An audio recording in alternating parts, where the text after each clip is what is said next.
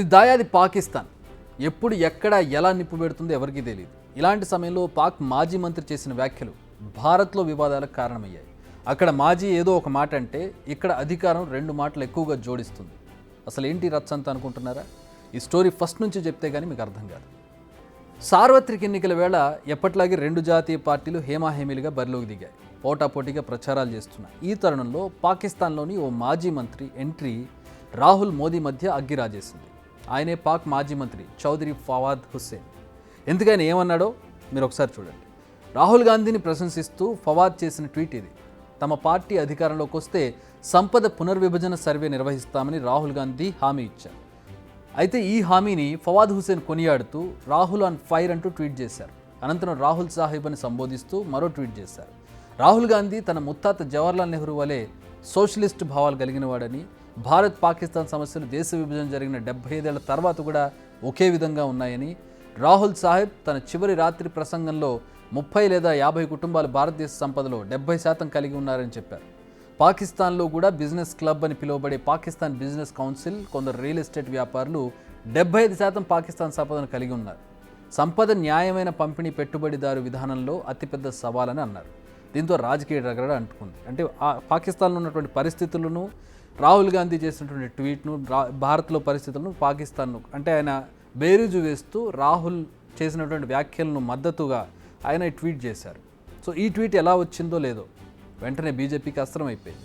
వెంటనే కమలం లీడర్లందరూ దీనిపై రకరకాలుగా స్పందించారు. పాకిస్తాన్లో పెద్ద ఫ్యాన్ ఫాలోయింగ్ ఉందని రాహుల్ గాంధీకి, రాహుల్ గెలుపు కోసం పాకిస్తాన్ ప్రయత్నిస్తోందని ట్వీట్లు మొదలుపెట్టారు. ఇక దొరికిందే మ్యాటర్ అనుకున్నారో లేదో మోదీ సైతం ఆ పక్క అందుకున్నారు. యువరాజు రాహుల్ గాంధీని ప్రధాని చేయడానికి పాకిస్తాన్ తెగ ప్రయత్నిస్తోందని మోదీ విమర్శలు ఎక్కుపెట్టారు. यहाँ कांग्रेस मर रही है और वहां पाकिस्तान रो रहा है।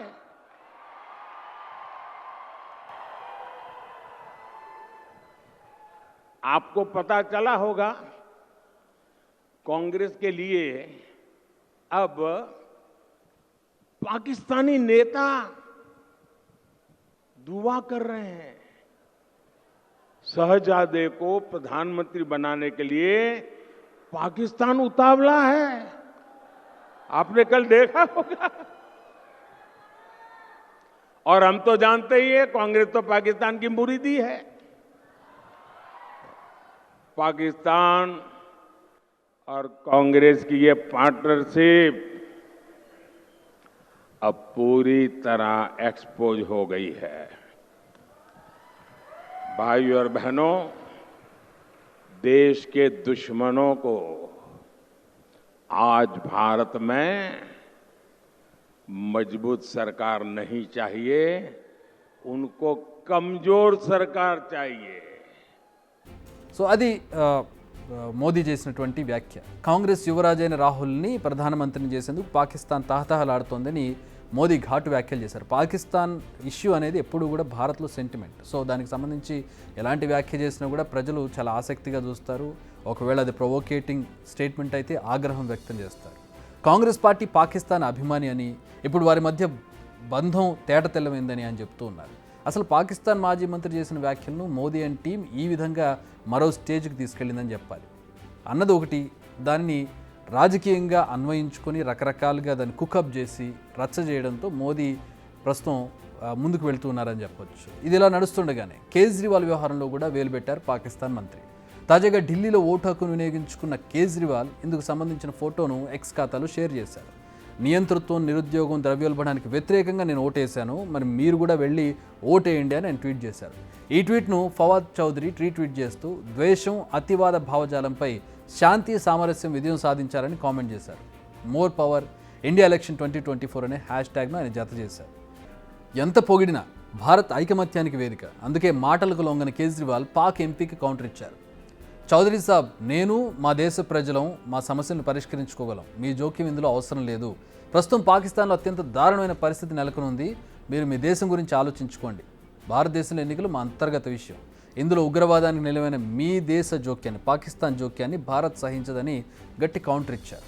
ఆ తర్వాత కేజ్రీవాల్ కౌంటర్పై ఫవాద్ చౌదరి మళ్లీ స్పందించారు. ముఖ్యమంత్రి గారు, నిజానికి ఎన్నికలు మీ సొంత విషయమే కానీ తీవ్రవాదం పాకిస్తాన్లో ఉన్నా ఎక్కడున్నా అందరికీ ప్రమాదకరమే అన్నారు. ఆదర్శవంతమైన వ్యక్తులు మెరుగైన సమాజం కోసం ప్రయత్నించాలన్నారు ఆయన ట్వీట్లో. పాకిస్తాన్ అంశం లేకుండా భారత రాజకీయ నాయకుల ప్రసంగం పూర్తి కాదని కూడా ఆయన పేర్కొన్నారు. కానీ అదే పాకిస్తాన్లో భారత రాజకీయాల గురించి ఎవరు పట్టించుకోరన్నారు. బీజేపీ యాంటీ ముస్లిం సెంటిమెంట్ కోసం పాకిస్తాన్ పేరును ఉపయోగిస్తుందంటూ ఆయన ట్వీట్ చేశారు. చూశారుగా, అసలు పాకిస్తాన్ మాజీ మంత్రి అన్న మాటలను కమల నేతలు ఏ రేంజ్కి తీసుకెళ్తున్నారు. ఇది చాలా తీవ్రమైన అంశమని, దీనిపై విచారణ జరిపించాల్సిందని కూడా అంటున్నారు. అంటే లీగల్గా దాన్ని విచారణ జరిపించాలని చెప్పి వాళ్ళు డిమాండ్ చేస్తున్నారు. తమ ప్రమేయం లేకుండా శత్రువు పొగిడినా అది బీజేపీకి రుచించడం లేదు అన్నది ఒక మాట.